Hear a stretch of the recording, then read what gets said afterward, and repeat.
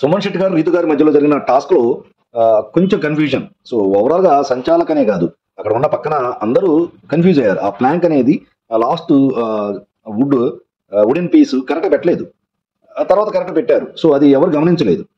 చివరికి ధీమన్ పవన్ వచ్చేది కరెక్ట్ చేసిన తర్వాత కరెక్ట్ అయింది. సో ఓవరాల్ గా తన వల్ల కెప్టెన్ కాలేకపోయానని ఆ, మన సుమన్ శెట్టి గారు తనుజ గారిని నామినేట్ చేశారు.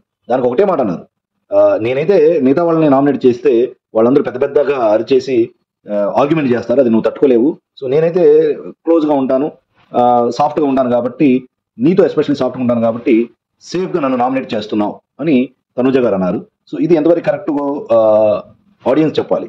సో కొంతవరకు కరెక్టే అనిపిస్తుంది. సో యాక్చువల్గా రూమ్ లోకి వచ్చిన తర్వాత కూడా నీకు నేను సారీ చెప్తే మీరు దండం పెట్టి లేదు లేదమ్మా నేనేం అనుకోవట్లేదు, అది కరెక్టే, నువ్వు చెప్పింది కరెక్టే అన్నారు. సో తర్వాత ఇంకోసారి వచ్చినప్పుడు కూడా కలిసి మాట్లాడడానికి వచ్చాడని, నేను కలిసి నీతో మాట్లాడడానికి రాలేదన్నారు.